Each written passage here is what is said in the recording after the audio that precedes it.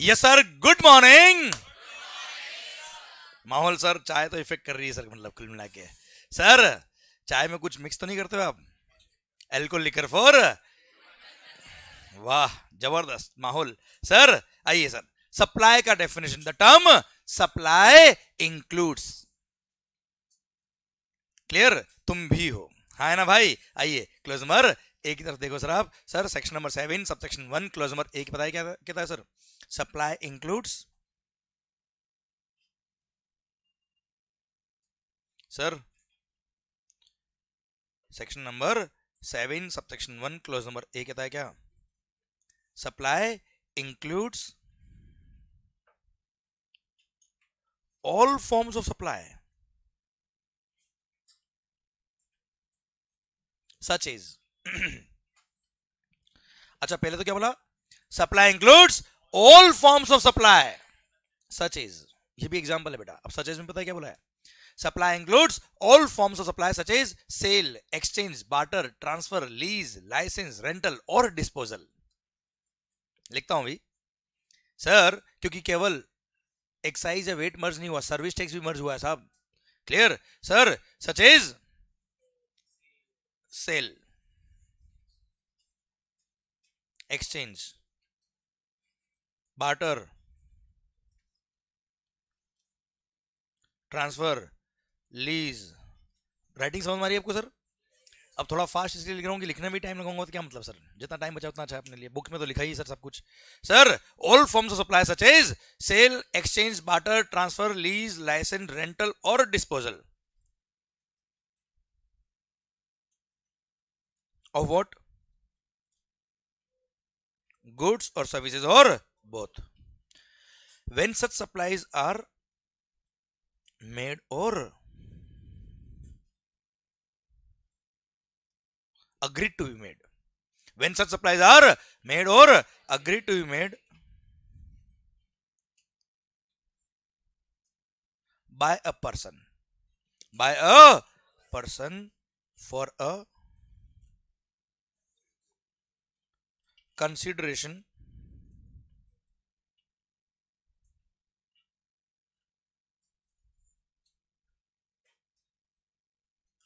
in the course or furtherance of business, full stop. in the course or furtherance of business, full stop. Okay okay, अब ध्यान मेरी sir, ध्यान मेरी तरफ बेटा। Sir sir sir sir sir अब मैं शुरू कर रहा हूँ। ये तो चलो चीज़ है, ठीक है, जो मैंने लिखा है वो आप क्लिक भी कर सकते हो बाद में, और बुक में मिल ही जाएगा आपको। सर इधर ध्यान, इधर ध्यान। अब ऑपरेशन हो रहा है सर इसका। सप्लाई इंक्लूड्स, और हाँ ध्यान देना बेटा, सबसे इंपॉर्टेंट टर्म यही है sir. Supply includes all forms of supply, मतलब कोई भी फॉर्म ऑफ सप्लाई हो, एवरीथिंग इज कवर्ड। क्योंकि केवल और केवल गुड्स के टैक्सेस मर्ज नहीं हुए, सर्विस टैक्स भी मर्ज हुआ है, कई सारे स्टेट टैक्सेस भी मर्ज हुए, सेंट्रल टैक्सेस भी मर्ज हुए बेटा, हाँ है ना भाई। All forms of supply, because GST is a tax on transaction. Clear? तो सारे फॉर्म ऑफ सप्लाई मर्ज हो गए इसके अंदर। सच इज, ये भी एग्जांपल है केवल, वैसे इसमें कुछ छोड़ा नहीं, पर सच इज सेल। अच्छा, सेल केवल गुड्स का नहीं होता, सेल सर्विसेज का भी होता है बेटा। We are selling our services to you, हाँ है ना भाई। Sale, exchange. अच्छा सुनो ध्यान से बेटा, सेल सेल का एग्जांपल, मान लो ये पेन मैंने बनाया, ये पेंसिल मैंने बनाया है, और मैंने आपको बेच दिया फॉर रुपीज 10,000 बेटा। Clear? This is sale. Exchange, sir कोई भी पुराना मोबाइल लेके आओ और नया लेके जाओ, साथ में 50,000 रुपये को दे देना बेटा, हाँ है ना भाई। सर अरे क्लियर, समझे आप मेरी बात? तो सर एक्सचेंज होता ना सर। क्लियर? अगर नया मोबाइल मिल रहा है कितने का? 70,000 का। आप नया मोबाइल परचेज करोगे 70,000 मिलेगा। ओल्ड फोन लेके आएंगे अगर स्मार्टफोन, तो आपको 50,000 में नया फोन मिल जाएगा। होता ना बेटा exchange. This is also supply. Barter, pure exchange is called barter. Pure exchange is called barter. मतलब मैंने आपको इनडायरेक्ट टैक्स पढ़ाया, बदले में आपने मुझे डायरेक्ट टैक्स पढ़ाया, दोनों बर्बाद बेटा। Sir pure exchange is called barter, हाँ है ना भाई। अरे ऐसे नो, बार्टर सिस्टम बेटा। क्लियर? कोई मनी इन्वॉल्व नहीं है, बस काइंड में कंसिडरेशन हो रहा दोनों केस में। Clear? Barter, sale, exchange, barter, transfer, sir मैंने अपने बिजनेस के असेट, मेरी एक ब्रांच है मुंबई में यहां पर सर, और एक ब्रांच है उदयपुर राजस्थान में, मैंने कुछ गुड्स अपने इस ब्रांच से वहां दूसरी ब्रांच में ट्रांसफर कर दिए, या सर अपने किसी दूसरी यूनिट को ट्रांसफर कर दिए, हाँ है ना, वो भी सप्लाई के स्कोप में आएगा। Clear sir? Supply, sale, exchange, barter, transfer, lease, sir finance lease हो या ऑपरेटिंग लीज हो, both are covered here. Sir licence, मैंने कोई सॉफ्टवेयर बनाया बेटा, वो सॉफ्टवेयर को यूज करने का लाइसेंस आपको दिया, हाँ है ना, क्लियर? कोई प्रॉपर्टी है सर, उसको यूज करने का लाइसेंस मैंने आपको दिया बेटा, हाँ है ना भाई, क्लियर? रेंटल, कोई गुड्स मैंने रेंट पे दिया आपको, कोई सर मैंने कोई प्रॉपर्टी आपको रेंट पे दी बेटा, हाँ है ना भाई, क्लियर? वो रेंटल। और डिस्पोजल, मैंने अपने बिजनेस के एसेट डिस्पोज ऑफ कर दिए, हाँ है ना, भली पार्शियल डिस्पोज ऑफ किए या सारे डिस्पोज ऑफ कर दिए बच्चों, क्लियर? ये सब सप्लाई के स्कोप में आएंगे, हाँ या ना? बट ये सप्लाई के स्कोप में तभी आएंगे when those are made for a consideration plus in the course or furtherance of business, वो बात करेंगे धीरे धीरे चल के बेटा। अभी मैंने ये टर्म्स को समझा है, एक एक एग्जांपल देके कि आखिर होता क्या है सर। अरे clear sir? Supply includes all forms of supply such as sale, exchange, barter, transfer, lease, licence, rental और डिस्पोजल ऑफ व्हाट, गुड्स और सर्विसेज और बोथ। केवल गुड्स नहीं, सर्विसेज भी बेटा, हाँ है ना भाई, क्लियर? गुड्स और सर्विसेज और बोथ। सर भले गुड्स और सर्विसेज का कॉम्बिनेशन हो या केवल गुड्स हो केवल सर्विसेज हो, यस एवरीथिंग इज कवर्ड। अब आगे देखो क्या लिखा है बेटा, when such supplies are made or agreed to be made, when such supplies are made or agreed to be made। एक मिनट, या तो मैंने सप्लाई, अब यहां पे समझना बेटा, सर ये रिमोट में बनाता हूं बेटा, मान लो, ओके, ये रिमोट मैंने सप्लाई किया, ओके सर, ये रिमोट मैंने सप्लाई किया, या फिर मैंने एग्री किया मैं सप्लाई करूंगा। अच्छा, मैंने एग्री किया आपको सप्लाई करूंगा, मैं एग्री कब करूंगा सर? आपने मुझे एडवांस पेमेंट किया होगा सर। फॉर एग्जांपल ये बैच के लिए, क्लास के लिए, ये लेक्चर के लिए आपने एडवांस बुकिंग कराई थी बेटा, हाँ है ना, आपने जैसे ही एडवांस बुकिंग कराई मैंने एग्री किया, यस आई विल सप्लाई, हाँ है ना भाई। इसलिए सर एग्री टू पेमेंट मतलब एडवांस पेमेंट अगर आ गया है, क्या आ गया मालिक, तो भी मान लेते कि सप्लाई हो गया है, और सप्लाई के स्कोप में आ गया तो क्या लग गया है बेटा, जीएसटी। इसलिए सर मेरी बात हो सकता है थोड़ा धीरे से समझ में आएगी आपको, सर इसीलिए गुड्स हो या सर्विसेज हो, क्या बोला मालिक,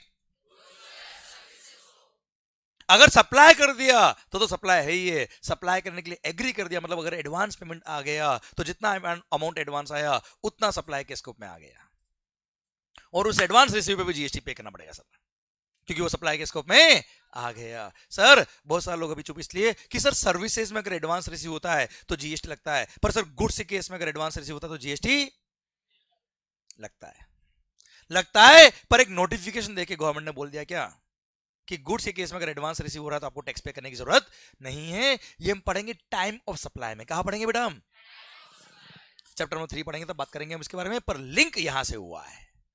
और हाँ, केवल सर्विसेज के लिए नहीं, गुड्स और सर्विस और बोथ, गुड्स और सर्विसेज और बोथ, अगर आपने सप्लाई कर दिया वो तो सप्लाई ही है, सप्लाई करने के लिए एग्री कर लिया वो भी सप्लाई के स्कोप में आएगा। इसलिए गुड्स हो या सर्विसेज हो, दोनों के केस में एडवांस अगर रिसीव हो गया मतलब आपने एग्री कर लिया। देखो आपने मुझे एडवांस दे दिया, मैंने एक्सेप्ट कर लेना एडवांस बेटा, कोई लोन तो दिया नहीं आपने मेरे को बेटा, मैंने एग्री किया मैं सप्लाई करूंगा, भले वो गुड्स हो या सर्विसेज हो, सप्लाई के स्कोप में आ गया। शायद मेरी बात समझ में आ रही बेटा आपको? अरे यही से तो टाइम ऑफ सप्लाई कनेक्ट हुआ है बेटा। अगर कोई चीज सप्लाई के स्कोप में नहीं आएगी तो टाइम ऑफ सप्लाई तो बहुत बात की बात है बेटा।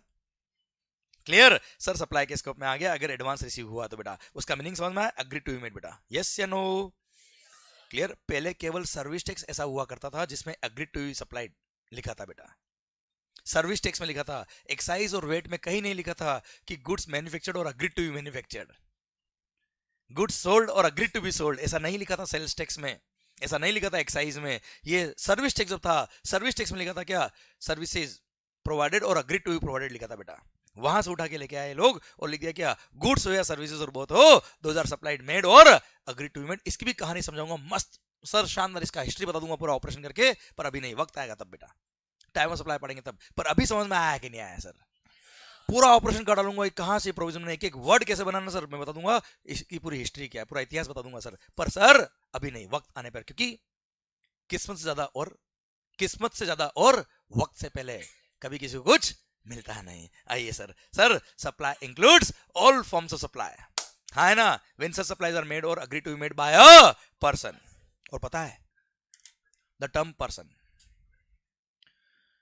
द टर्म पर्सन इंक्लूड्स सारे लोग, सब कुछ, individual, HUF, partnership firm, LLP, body corporate, sir AOP, BOI, society, cooperative society, central government, state government, union territory, local authority, sir any artificial juridical person, सब कुछ ले भाई। क्यों?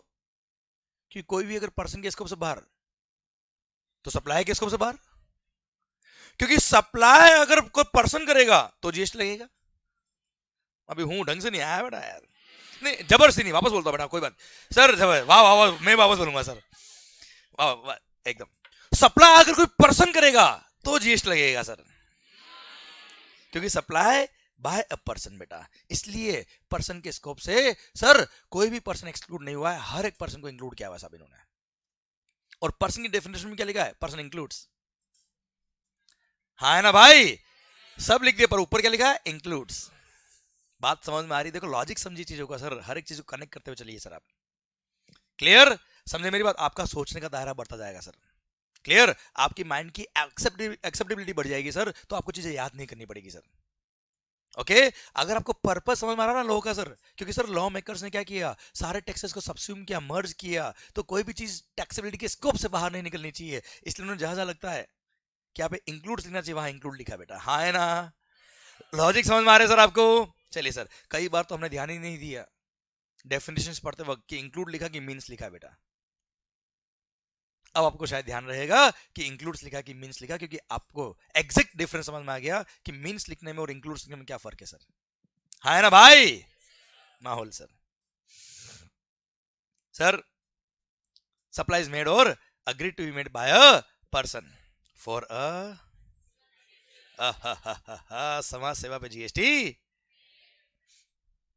Supply should be for a, अच्छा हो सकता है एक ही बात को मैं आपसे 4-5 बार बुलवा दूं बेटा, पर कोई ना कोई कारण होगा तभी बुलवाऊंगा सर, वरना टाइम नहीं, आपके पास भी मेरे पास भी बेटा, है ना? सप्लाई शुड बी फॉर अ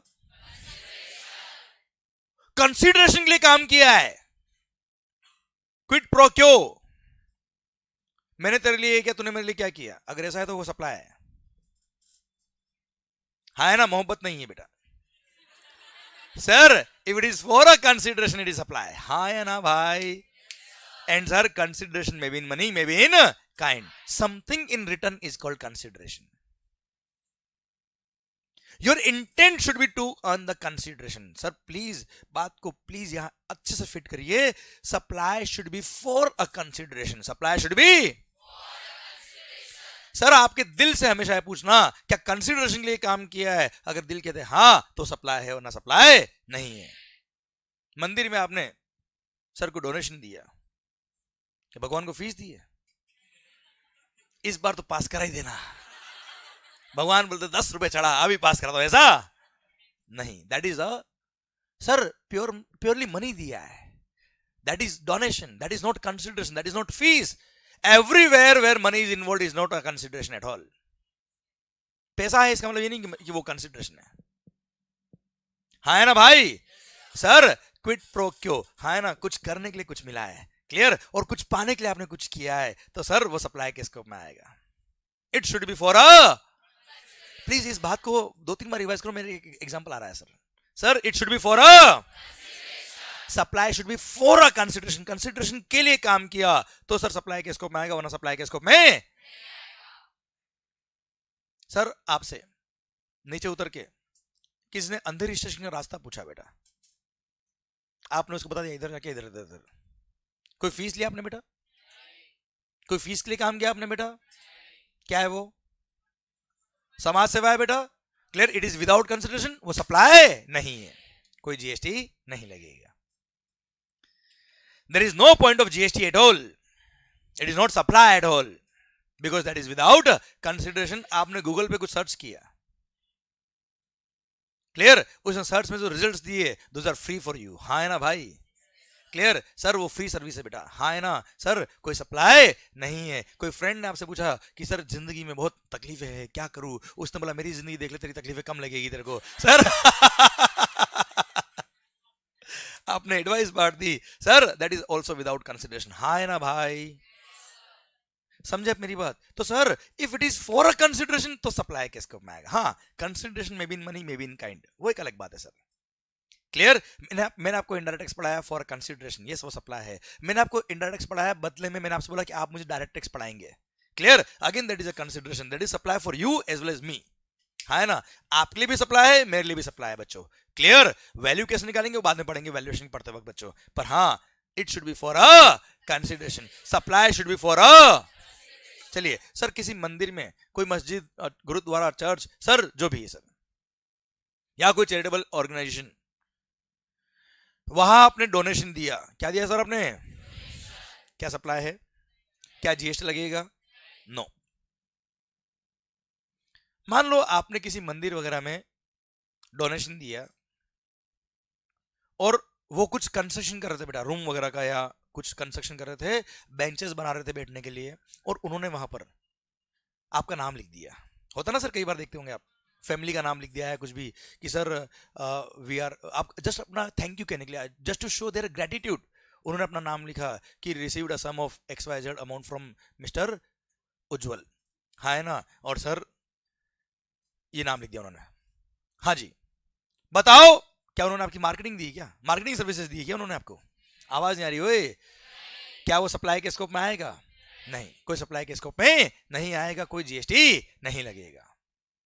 पर सर उस चैरिटेबल इंस्टीट्यूशन को उज्जवल ने बोला होता क्या कि सर मेरा बिजनेस है लैपटॉप सेल करने का, आप आपके किसी रूम के बाहर लिखवा दो इनकी कंपनी का नाम, ABC प्राइवेट लिमिटेड और लैपटॉप सप्लायर, हाँ है ना, कोई साइन बोर्ड लगा दो हमारा, कोई पोस्टर हमारा लगा दो, हम आपको 1 लाख रुपए देंगे। कोई चैरिटेबल इंस्टीट्यूशन कोई ऑर्गेनाइज करता इवेंट, या कोई मंदिर वगैरह बहुत बड़ा इवेंट करा था जहां पे बहुत सारे लोग आने वाले हैं, बहुत गैदरिंग होती है साहब, इसका मार्केटिंग होगा, सर उस चैरिटेबल इंस्टीट्यूशन ने एग्री कर लिया कि ठीक है साहब, हम तुम्हारा ये नाम वहां लिख देंगे बिजनेस का बेटा, टू प्रमोट योर बिजनेस, और उसके बदले में आपने मुझे 1 लाख रुपए देने पड़ेंगे सर। आपने 1 लाख दिया, अब सर इसने 1 लाख जो दिया उसमें नाम क्या लिख दिया, डोनेशन दिया 1 लाख का, इज इट डोनेशन, सर बताओ ये 1 लाख सप्लाई के स्कोप में आएगा कि नहीं आएगा सर, ये जीएसटी के स्कोप में आएगा कि नहीं आएगा sir, that is a supply of services by that charitable institution या मंदिर मस्जिद जो भी था बेटा, उसने सर्विसेज दी है फॉर अ कंसीडरेशन, और वो सप्लाई के स्कोप में आएगा, हाँ या ना, पक्का बच्चों, डन।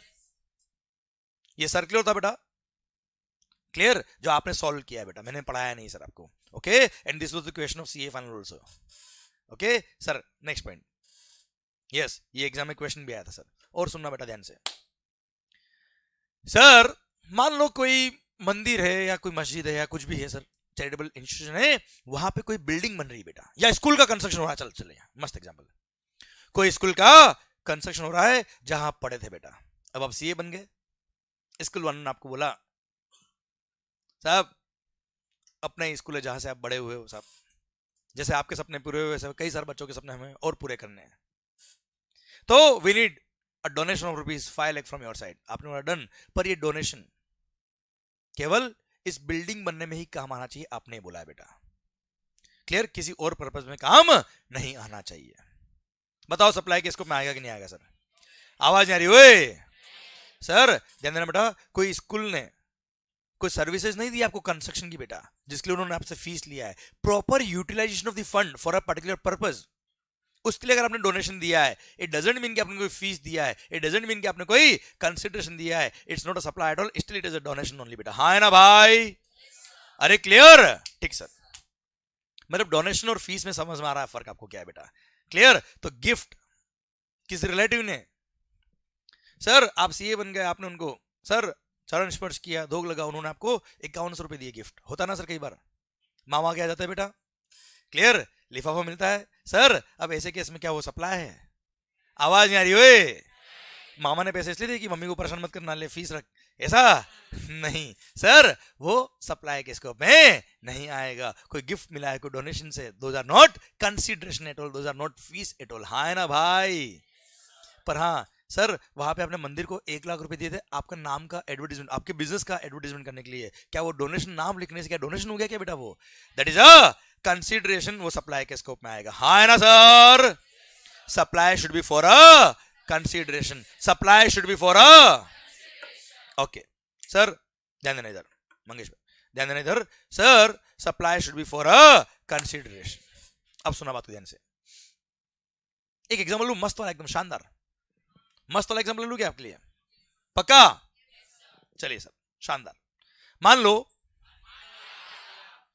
बहुत बढ़िया सर। सर क्या नाम? यश। ये सीए कर रहा है सर, कोई डाउट है क्या आपको भाई? अब सर इनके पापा का मान लो बहुत बड़ा बिजनेस है सर, चलेगा ना सर आपको? अभी देख मजा आएगा तेरे को भी। सर मान लो इनके पापा का बहुत बड़ा बिजनेस है, बहुत बड़ी फैक्ट्री है सर। सर और जितना बड़ा बिजनेस, जितनी बड़ी फैक्ट्री, उतना ही हेडेक होता है, उतना ही रेस्पॉन्सिबिलिटी होता है, उतना ही सर आपके लिए कमिटमेंट होते हैं सर। हाँ है ना? और पापा बिजनेस करने वाले अभी अकेले हैं मैनेज करने वाले, क्योंकि बच्चा तो सीए कर रहा है। और सर जैसे जैसे बिजनेस बढ़ रहा, पापा की टेंशन बढ़ रही। पापा धीरे धीरे थोड़ा टेंशन में लग गए। एक दिन यश ने बोला, पापा क्या टेंशन है मुझे बताओ, मैं इतनी बड़ी बड़ी कंपनीज की स्टेट ऑडिट वगैरह करता हूँ आर्टिकलशिप टाइम में, आपका तो क्या है, छोटा सा बिजनेस है।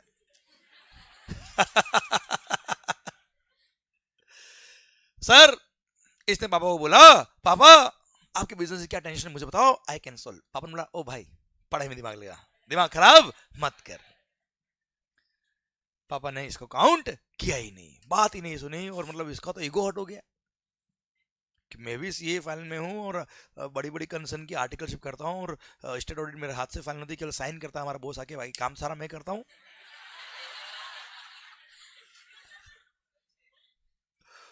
और साहब ये तो बात ही नहीं सुन रहे।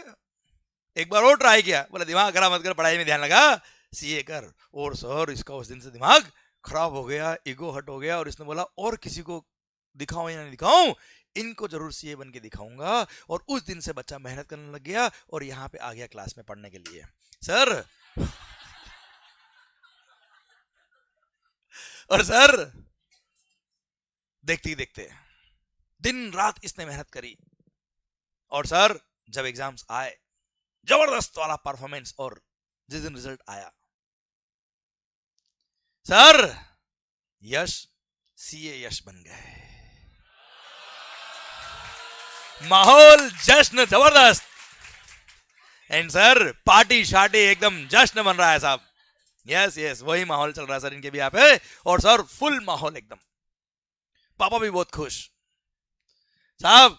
अब 3-4 दिन निकले, माहौल थोड़ा सा रिलैक्स हुआ, और सर इसने पापा को बोला, पापा अब बताओ, now I am a chartered accountant, अब बताओ आपके बिजनेस की क्या tension, now I can solve everything. पापा ने बोला जॉब लग गई, चल दिमाग उधर लगा। मतलब पापा ने तो सर अभी भी काउंट नहीं किया, बोला साहब तो सीए हो ना हो, हमारे तो बच्चा ये, और दिमाग खराब मत कर, तू ऐसा अपने आप को मत समझ कि तूने सीए के लिए तो बहुत बड़ा तीर उखाड़ लिया है सर, अभी तू दिमाग जरा जॉब में लगा, आप दिमाग खराब मत कर। और सर पापा ने काउंट ही नहीं किया, इसने बोला ठीक है मेरे को क्या है, आपका बिजनेस आप जानो। और सर धीरे धीरे इंडस्ट्री बढ़ती जा रही, पापा की कंपटीशन बढ़ता जा रहा है, पापा की टेंशन बढ़ती जा रही है, और सर बिजनेस इतना कॉम्प्लेक्स अब पापा का हो गया कि पापा टेंशन में रहने लग गए, और धीरे धीरे पापा का बिजनेस का जो प्रॉफिट था वो कम होता गया, और लॉस की तरफ बढ़ रहा है। एक दिन इससे रहा नहीं गया, और इसने, पापा ऑफिस जा रहे थे, पकड़ ले पापा, बाबा आपको अपने बिजनेस की क्या टेंशन बतानी ही पड़ेगी, बतानी ही पड़ेगी। वो पापा ने कहा भाई ये बच्चा गया हाथ से, ऐसा लग रहा है। और अल्टीमेटली पापा ने फिर इसको बैठ, नहीं बैठूंगा, ठीक है खड़ा रहे। और पापा ने इसको अपने बिजनेस की सारी टेंशन बताई कि सप्लायर से जब माल परचेज करते हैं, उनकी परचेज क्वालिटी हम जो पसंद करते हैं, जो फाइनल करते हैं, वो आता नहीं, कुछ और आता है। और सर स्टॉक कभी मैच होता नहीं है, स्टॉक डिपार्टमेंट का जो हेड है वो बोलता है स्टॉक इसने मैच किया, इसने नहीं किया, ये क्या वो किया। इधर जब हम प्रोडक्शन करते हैं प्रोडक्शन टाइम पे होता नहीं, क्वालिटी भी बैठती नहीं, पेमेंट टाइम पे आता नहीं, पेमेंट हमको टाइम पे करना पड़ता है, बैंक से लोन ले रखा है वो इसकी ईएमआई बाउंस हो गई है, उधर इंटरेस्ट का रेट ये वो हो इतना, इसने बोला पापा आउट ऑफ सिलेबस।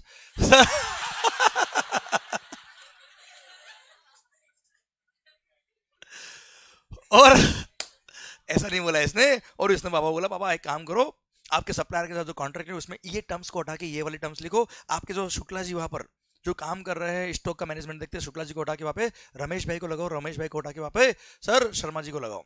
और साहब ऐसा ऐसा ये वो 10-15 ज्ञान इसने इतना बांटे पापा को, आधा घंटा हो गया, पापा ने कहा हो गया बस अब तो रिलैक्स है, चल निकल, मैं जाता हूं अपने ऑफिस। पापा ने बोला कि भाई तू तेरे जॉब पे लग, मैं मेरा काम करूँ अब। सुबह सुबह दिमाग खराब किया 1 घंटे तक। इसने बोला पापा आपको समझ में आ गया? बोला हाँ समझ में आ गया, तू जा। पापा मेरी बात मान लेना। पापा ने क्या बोला, एक तो जबरदस्ती तूने मेरे को रोका, फिर जबरदस्ती मेरे से बिजनेस की प्रॉब्लम्स पूछी, फिर मेरे को सोल्यूशन नहीं चाहिए था तेरे से, फिर भी तूने दिया, और अब बोल रहा है इंप्लीमेंट कर देना, ना हो पाएगा। और पापा ने इसकी बात को इग्नोर किया, और सर पापा अपने बिजनेस पे, ये अपने काम पे। और धीरे धीरे पापा के बिजनेस की टेंशन बढ़ती जा रही, धीरे धीरे पापा का बिजनेस लॉस मेकिंग हो गया। एक दिन इसने पापा को कह दिया, अच्छा पापा ने बड़े से बड़े कंसल्टेंट हायर कर लिए, कुछ ना हो पाया। एक दिन इसने पापा को कह दिया कि पापा मैं कह रहा हूं मेरी बात मान लो। कई बार जब आप फैक्ट्री नहीं होते मैं पीछे से जाता हूं, मैं देखता हूं कहां क्या गलती हो रहा है, मैं कह रहा हूं मेरी बात मान लो, ज्यादा से ज्यादा क्या होगा, बिजनेस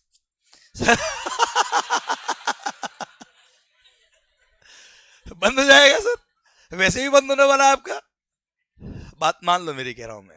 और बालक पापा ने इसकी बात मान ली, और जैसे ही पापा ने इसकी बात मानी, कुछ दिनों में ही पापा के बिजनेस पूरा का पूरा, पापा की बिजनेस की प्रॉब्लम सारी खत्म हो गई सर। और पापा का बिजनेस जो लॉस मेकिंग हो रहा था अब प्रॉफिट मेकिंग तरफ आ गया। मजा आ गया जिंदगी में। इसकी जिंदगी की पहली एडवाइस वो भी पापा को, और वो भी धमाकेदार, और पापा भी बोले मेरा बेटा सी है माहौल के साथ। और पापा ने खुश होकर इसको 10 लाख रुपए दिए, ले बेटा ऐश कर, मुझे पता है पिछले 5 साल तूने कुछ नहीं किया है सर। ले बेटा ऐश कर। पापा ने 10 लाख रुपए दे दिए। मेरा पॉइंट आपसे ये, इस 10 लाख पे जीएसटी लगेगा कि नहीं लगेगा? इज इट सप्लाई और नॉट? अब थोड़ा यस नो में आंसर मत दो बेटा, थोड़ा सा रिवर्स जाओ और फिर सोच के आंसर दो बेटा। वो सप्लाई का डेफिनेशन जो आपने पढ़ा, supply should be made for a consideration, वहां फिट करके देखो ये फिट होता है कि नहीं होता सर। सर आपने सर्विसेज दी, आपने सर्विसेज दी, पापा को दी, क्या आपने पापा को सर्विसेज फॉर अ कंसीडरेशन दी? क्या आपने फीस के लिए काम किया? आपने पापा की खुशी के लिए काम किया, हाँ है ना? That supply was not made for a consideration, ये सप्लाई के स्कोप में नहीं आएगा। ऑल्दो 10 लाख रुपए जो मिल गया है that is a gift, not a fees, हाँ है ना? उस 10 लाख पे कोई जीएसटी नहीं लगेगा। मतलब आप केवल बैंक अकाउंट में अगर पैसा आ रहा है और उस पर लगा दो जीएसटी, ये सही बात नहीं है। यहाँ पे 10 लाख पे कोई जीएसटी नहीं लगेगा। I hope you are getting the point sir. आवाज नहीं आ रही ओए? देखो इनकम टैक्स मेरे को नहीं आता है, हो सकता है इस 10 लाख पे इनकम टैक्स लग जाए, वो मेरे को नहीं पता, पर जीएसटी तो नहीं लगेगा। That is not supply at all. Clear? और सर आप सोचिए, यश के बारे में सोचिए आप सर, जिंदगी की पहली एडवाइस वो भी पापा को, वो भी धमाकेदार, इतनी शानदार। और सर मीनवाइल अपना जॉब सर्च कर ही रहा था कि मैं क्या करूं सीए बनने के बाद, और सर इसने सोचा ये काम जोरदार है, इसने भी अपना कंसल्टेंसी का ऑफिस खोल दिया। जैसा था ना सिंबाद द सेलर, ऐसे ही यश द कंसल्टेंट, सर इस नाम से इसने ऑफिस खोल दिया बिजनेस कंसल्टेंसी का। जैसे ही बिजनेस इसने अपना ऑफिस शुरू किया, 3-4 दिन हुए सेटअप किया साहब, अब पापा आए ऑफिस। पापा ऑफिस आए अपने बिजनेस की कुछ इश्यूज लेके इसके साथ डिस्कस करने के लिए बेटा। जैसे ही पापा ऐसे डिस्कस करने लगे, ये अपना लैपटॉप ओपन किया और वहां पे कुछ काम करने लग गया। पापा बोलते रहे और इसका ध्यान लैपटॉप में, पापा की तरफ ध्यान है नहीं, पापा को इसने इग्नोर किया। थोड़ी देर पापा को लगा कि ये इसका ध्यान कहीं और है, तो ठीक है पापा रुक गए। आधा घंटा हो गया, 1 घंटा हो गया, ये लैपटॉप बिजी, तो पापा ने कहा ठीक है, पापा पापा होते हैं बेटा। पापा ने ठीक है यार, इसके पास नया कोई असाइनमेंट आया होगा, अभी बिजी है बेटा, बाद में आता हूँ। पापा ने बोला अभी बिजी, बाद में होंगे, बोला हाँ हाँ ओके ठीक है साहब।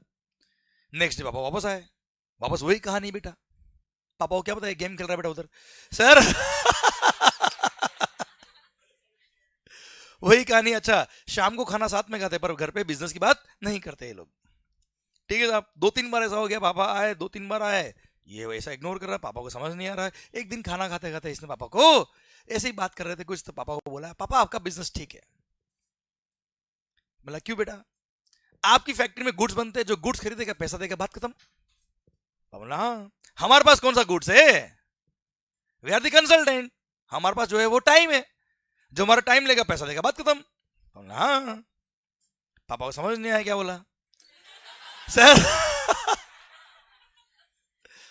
अब सर पापा शाम को टीवी देख रहे थे, फ्री थे, बैठे थे, सोच रहे थे यार मैं 3-4 बार इसके ऑफिस गया, इसने इग्नोर किया, और आज शाम को इसने क्या बोला, जो हमारा टाइम लेगा पैसा देगा, बात खत्म। दिमाग की बत्ती जली। मतलब बच्चा क्या कहना चाह रहा है, फीस लगेगी। नेक्स्ट डे मॉर्निंग में पापा ऑफिस में पहुंच गए, क्यों रे यश क्या बोलना चाह रहा तू मेरे को? ये बोलता पापा समझदार को इशारा ही काफी है। मतलब तुम मेरे से फीस लेगा? हाँ। तुम मेरे से? हाँ पापा हाँ। क्यों? दूसरे कंसल्टेंट आपने हायर किए, उन्होंने फीस नहीं लिया? बोला लिया। उनकी एडवाइस काम आई थी? नहीं। काम किसकी? मेरी। फिर भी फीस नहीं देना है? देना पड़ेगा फीस। मम्मी बोलती है तू सीए बन गया, क्या कर लिया? पापा को देख, मेरे को तो पैसा चाहिए साहब। इसने बोला पैसा चाहिए, बोला ठीक है ले लेना। ले लेना ले लेना नहीं, आप अभी बात करो पहले पैसे की। आपने मुझे बताया कितनी बार बेवकूफ बनाया है। और इसका तो एग्रीमेंट तैयार, ठीक है अभी बात कर लेते सर। इसने एग्रीमेंट तैयार करा हुआ है सर ऑलरेडी। और साहब पापा ने बोला कि ठीक है कैसे फीस का अरेंजमेंट करना बता। सर मंथली बेस पे करना है कि कैसे करना है, एडवाइजरी बेस पे करना है? इसमें बोला साल भर का एक साथ अपन बात कर लेते हैं, पूरे साल में आपके जो भी काम होंगे वो मैं कर लूंगा ऑफिस से रिलेटेड। और साहब बोला ठीक है बोल। बोला 50 लाख रुपए। बोले क्या 50 लाख? ठीक है पागल हो गया क्या? पापा ठीक है कोई बात नहीं, दूसरे कंसल्टेंट हायर कर लो आप। और उसको पता था दूसरे कंसल्टेंट की बात पापा मानेंगे नहीं, उनका काम हो नहीं रहा, इसी की बात माननी साहब। पापा बोला अरे भाई थोड़ा तो कम कर। और इसने वहां पापा के ऑफिस से एक बोर्ड लाके रखा हुआ था अपने ऑफिस के अंदर, साइन बोर्ड, जिसपे लिखा था क्या, नो बार्गेनिंग। और सर अल्टीमेटली माना नहीं, पापा ने एग्रीमेंट पे साइन कर दिया, 50 लाख रुपए प्लस एप्लीकेबल टैक्सेस। ओके पापा ने साइन किया, और सर माहौल ही माहौल, लैपटॉप पे गेम खेलना छोड़ा और पापा के बिजनेस में लग गया। और देखते देखते 2-3 महीने में पापा के बिजनेस में 4 चांद लग गए सर। सारा सिस्टम ऑटोमाइजेशन कर दिया इसने, self control. Sir internal check इस तरह के इन्होंने लगाए कि सर पापा को ऑटोमेटिक केवल मोबाइल एप्लीकेशन में देखना है कि कहां पे क्या काम हो रहा है, किस क्वालिटी का हो रहा है, सब कुछ रेडी। और पापा के बिजनेस सारी प्रॉब्लम्स खत्म, और पूरा सिस्टम ऑटोमाइजेशन पे आ गया, एंड पापा का बिजनेस करोड़ों में प्रॉफिट कमा रहा है साहब। और इसने 2-3 महीने बाद अपने ऑफिस से किसी को भेज के सर बिल भेज दिया, 50 lakh plus applicable GST. Okay साहब, अंकल ऑफिस में बैठे थे, न्यूज़पेपर पढ़ रहे थे। इनके ऑफिस का स्टाफ गया, टीम मेंबर गया, बिल दिया। अंकल ये बिल। बोले कौन सा बिल? बोले यश भैया ने भेजा है। बोले ठीक है रख दो। फिर वो खड़ा था, पापा ने थोड़ी देर बाद देखा क्या हुआ, बोला बिल, हाँ रख दिया ना, चल। निकल गया वो तो। ऑफिस गया, यश ने बोला पेमेंट लाया? बोला अंकल ने बोला बिल रख दिया, चल। मैं चला आया।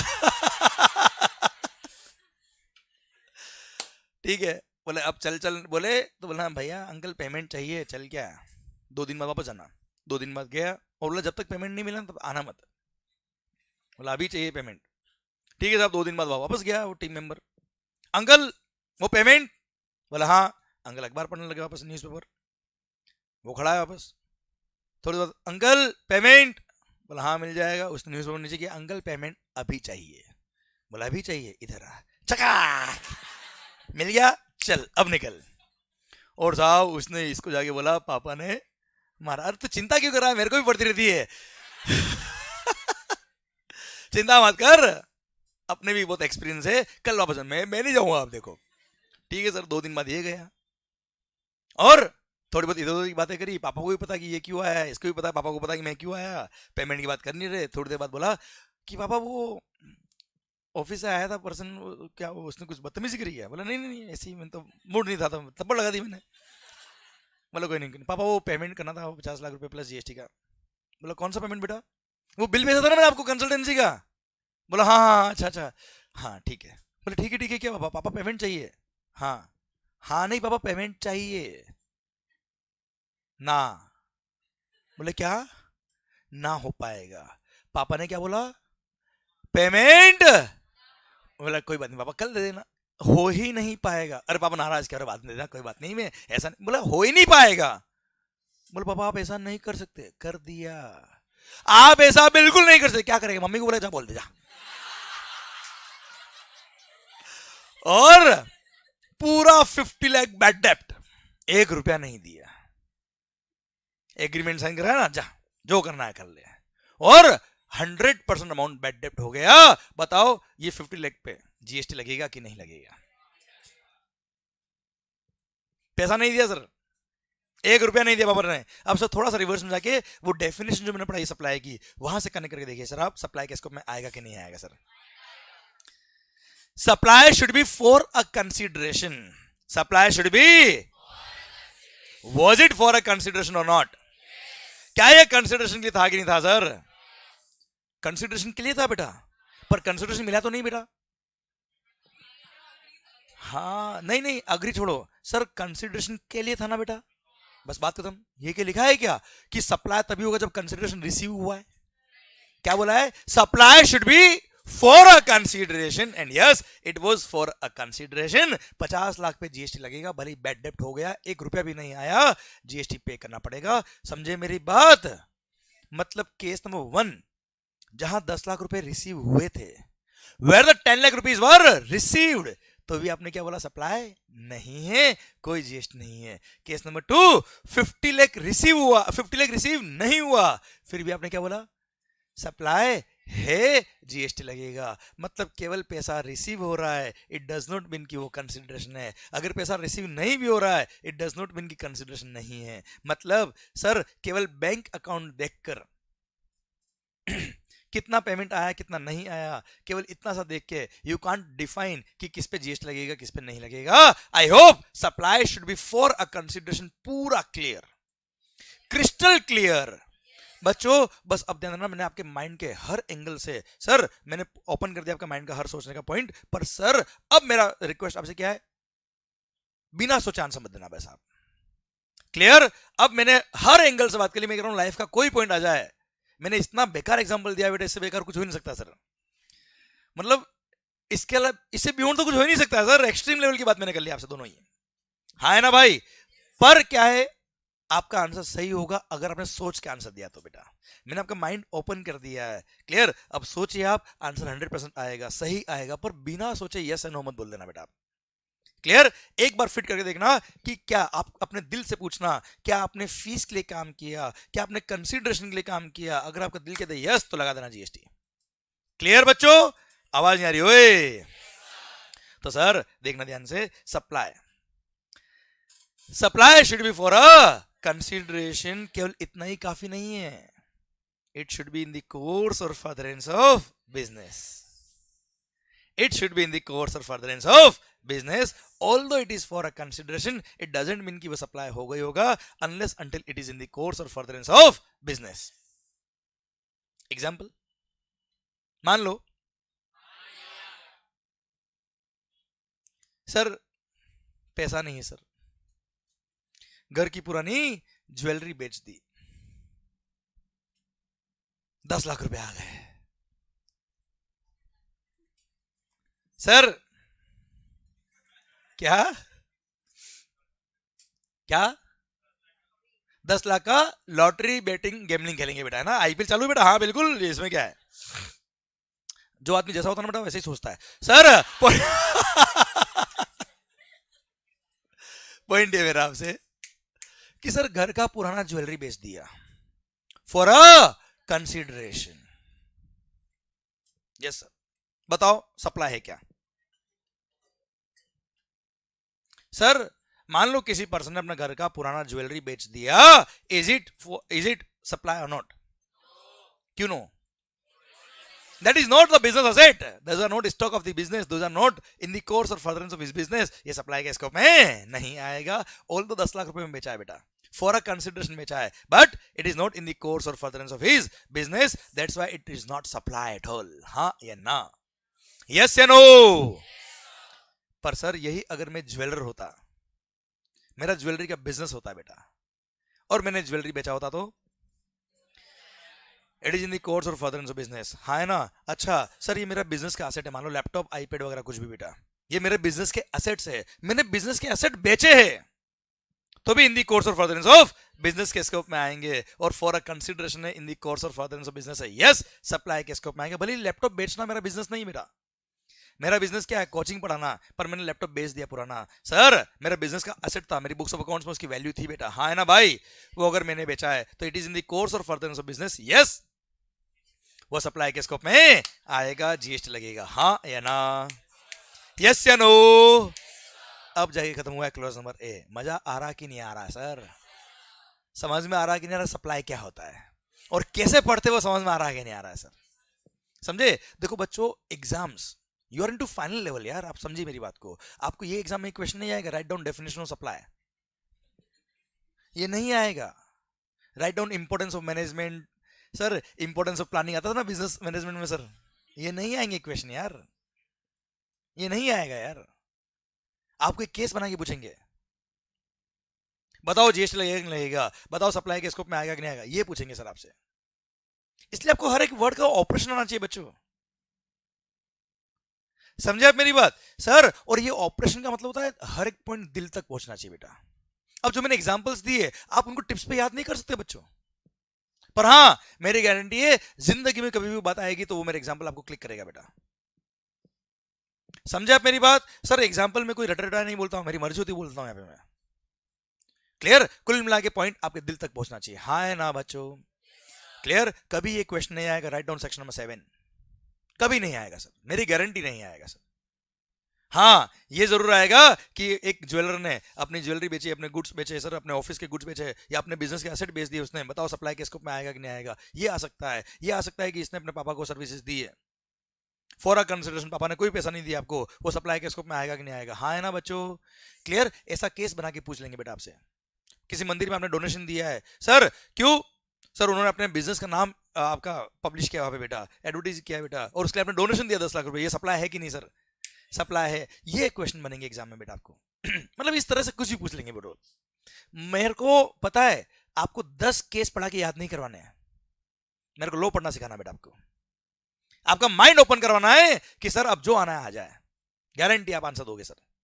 क्लियर? इसमें एक वर्ड भी ऐसा नहीं है जो आपको नहीं आता बेटा. अभी अब इसमें से जो पूछना है पूछ ले, जैसे पूछना है पूछ ले, आपको आता है बेटा. हाँ है ना? वो ताकत आपको दिलवानी है बेटा, मेरा काम वो है बेटा. क्लियर? तो sir section number 7 sub section 1 clause number A खत्म होता है. अब बोलता है क्या? Supply. The term supply includes all forms of supply such as sale, exchange, barter, transfer, lease, licence, rental और डिस्पोजल ऑफ व्हाट? गुड्स और सर्विस और both. When such supplies are made or agreed to be made by a for a plus it should be in the course or furtherance of his. आया मजा sir? इसको रटना है क्या? क्या मगब क्या है क्या आपने? पर शायद हर एक वर्ड समझ में आ गया, अपने आप याद हो गया बेटा आपको. मगब नहीं करना बच्चों. इसको मगब कर भी लेंगे तो क्या कर लेंगे बेटा हम, कोई मतलब नहीं सर उसका. Okay clear? Done sir. Sir ये था आपका section number 7 sub section 1 clause number A. Supply includes all forms of supply. हाँ है ना बेटा? सर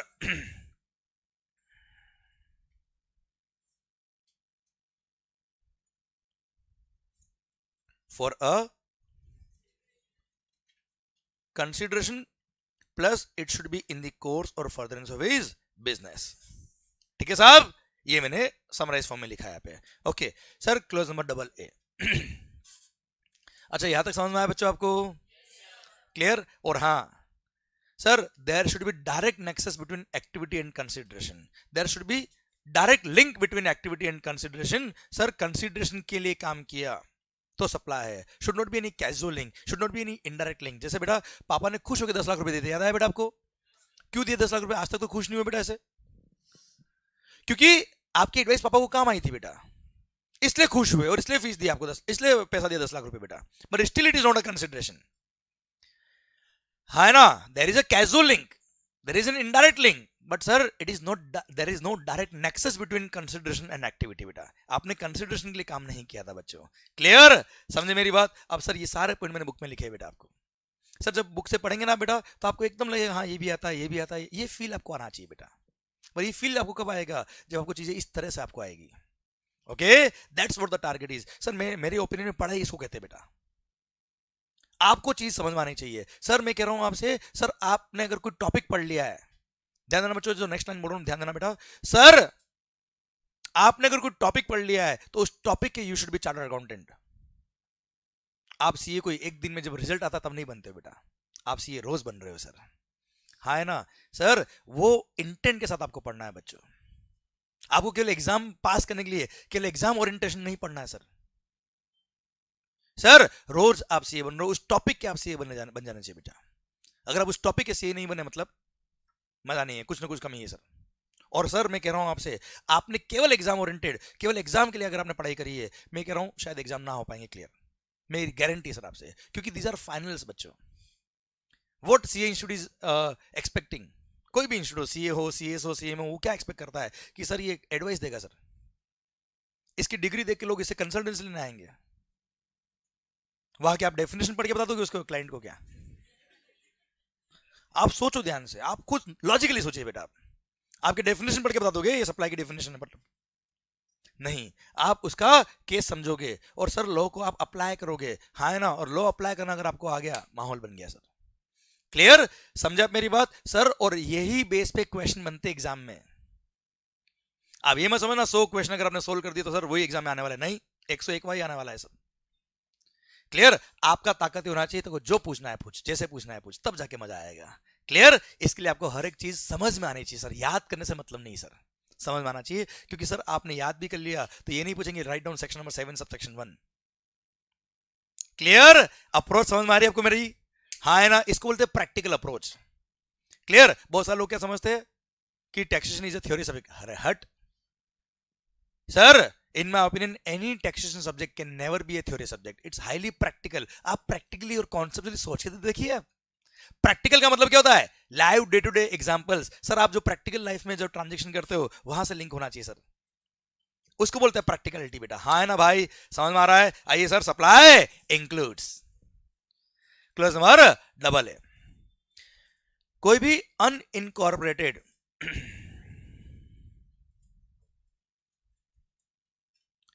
एओपी बीओआई, एओपी मतलब एसोसिएशन ऑफ पर्संस और बॉडी ऑफ इंडिविजुअल्स ने अगर अपने मेंबर्स को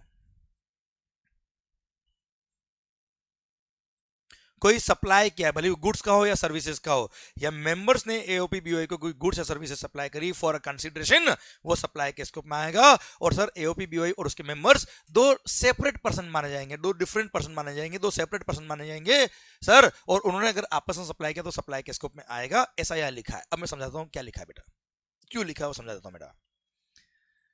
एक एग्जाम्पल दूंगा तो मजा आएगा, कोई खास पॉइंट नहीं है, ये केवल इंडस्ट्री में झगड़े थे उसको खत्म करने के लिए क्लोज नंबर डबल ए इंसर्ट किया, बीच में इंसर्ट किया ना बेटा, डबल ए दिख रहा है देखो आप, ए बी सी बीच में आ गया कैसे डबल ए, तो ये अभी लास्ट ईयर एड किया है बेटा ये। क्लियर? क्यों? इंडस्ट्री के झगड़े खत्म करने के लिए, क्लियरिफाई करने के लिए सप्लाई के स्कोप में डाल दिया इसको। अब वो क्या झगड़ा था वो समझना बच्चा, कोई टफ पॉइंट नहीं है सर, 2 मिनट लगेंगे, मान लो। हाँ, पहले कुछ लोग मानते फिर याद आता सबको हाँ मानना है सर हम सब लोगों ने मिलके एक क्लब बना दिया सर, फ्रेंड्स क्लब, माहौल एकदम। अब सर एवरी मंथ हमने डिसाइड किया, एवरी मंथ हम लोग मिलेंगे, पार्टी शार्टी माहौल बनाएंगे।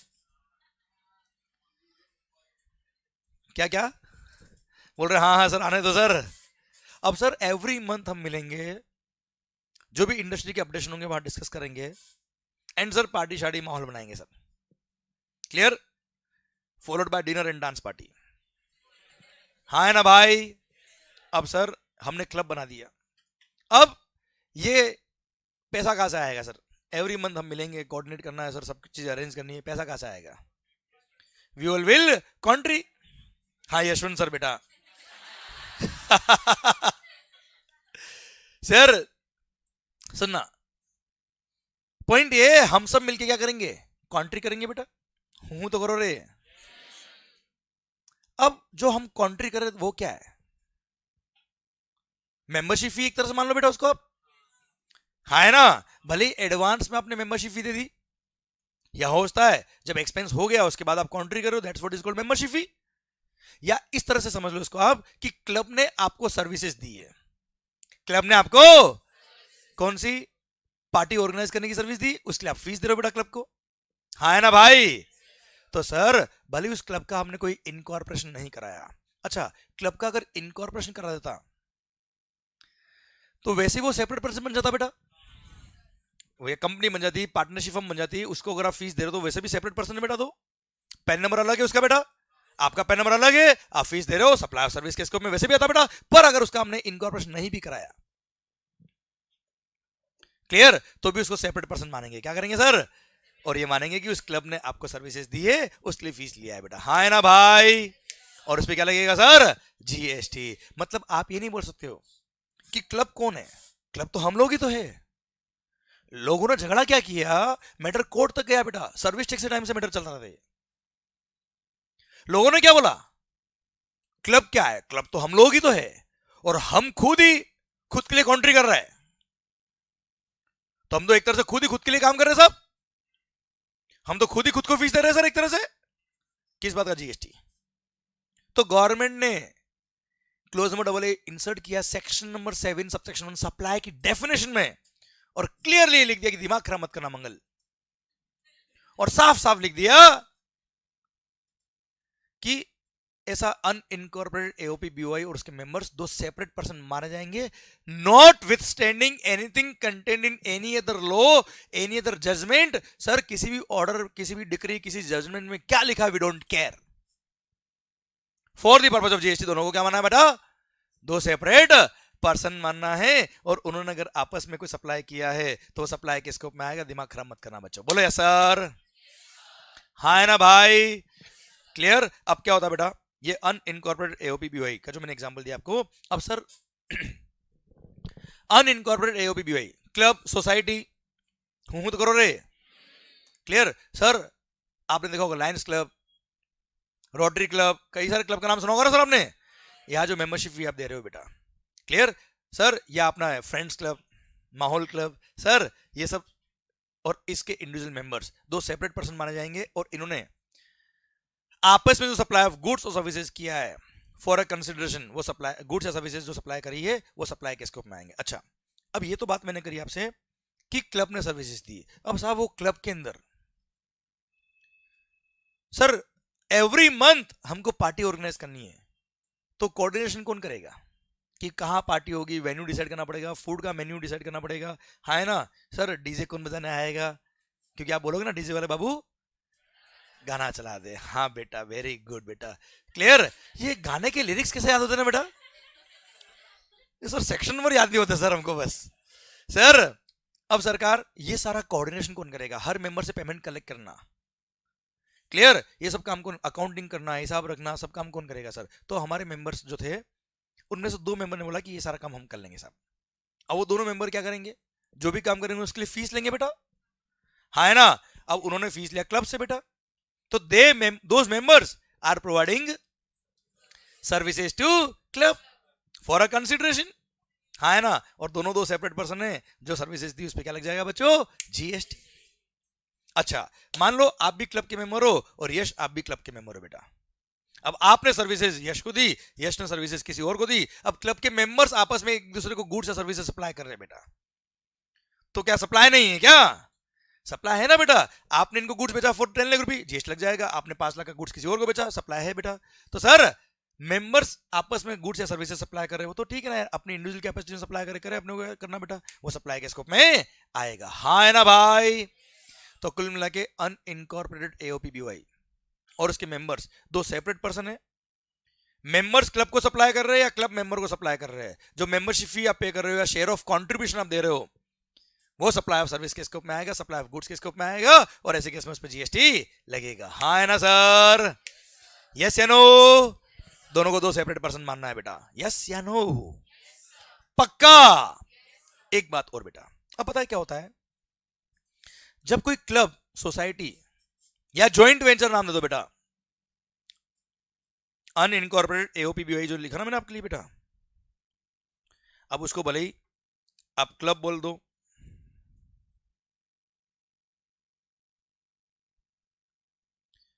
जॉइंट वेंचर बोल दो, सोसाइटी बोल दो, कोई भी नाम दे दो बेटा, जिसका इनकॉर्पोरेशन नहीं हुआ बेटा, ओके। अब उसने क्या किया बेटा, मेंबर से जो कंट्रीब्यूशन मांगा है, share of contribution, share of expenditure, उसको बोलते हैं क्या, टेक्निकल लैंग्वेज में बोलते हैं कैश कॉल। क्या बोलते हैं बेटा? Cash call.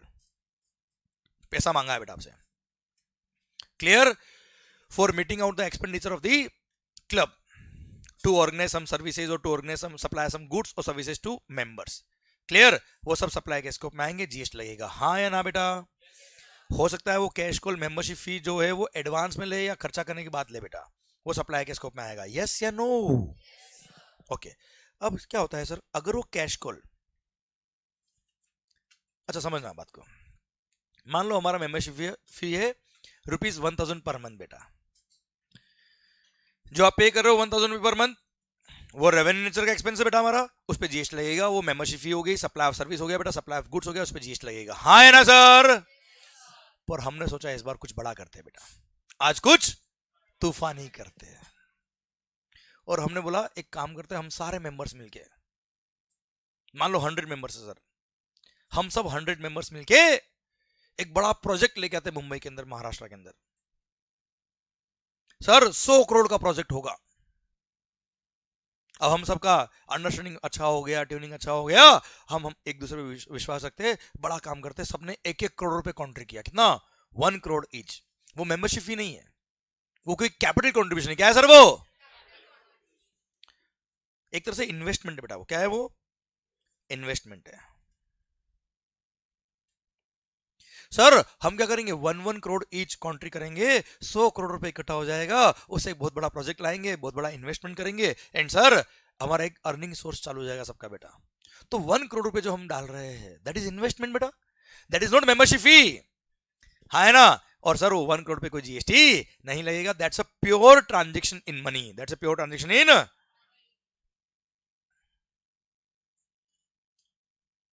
and no GST will be charged on such amount of capital contribution, इस पे कोई जीएसटी नहीं लगेगा, हाँ है ना बेटा? अरे समझ में आया पॉइंट आपको ये? अरे क्लियर, पक्का, done sir. So capital contribution के अमाउंट पे जीएसटी नहीं लगता है, पर यही कैश कॉल का अमाउंट, यही कैश कॉल अगर रेवेन्यू नेचर का होता,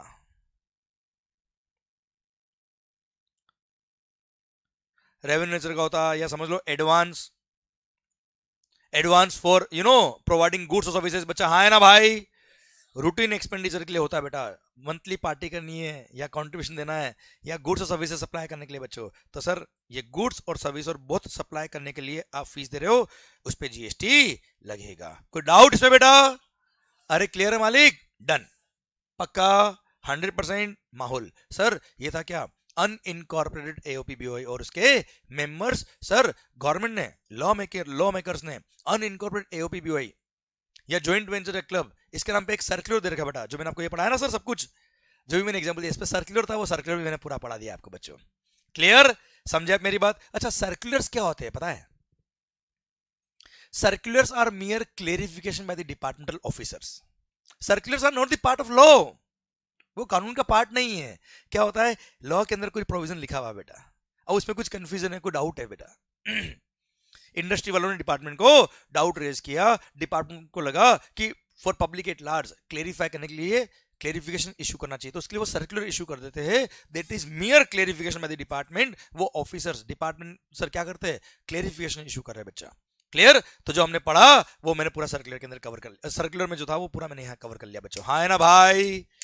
अरे क्लियर बच्चों, ध्यान देना, सर्कुलर्स कभी भी याद नहीं करने हैं। सर्कुलर्स क्या होते हैं, प्रोविजन अगर आपने पढ़ लिए तो आप में और मेरे में ताकत ही होनी चाहिए कि हम उस सर्कुलर को सॉल्व कर पाए।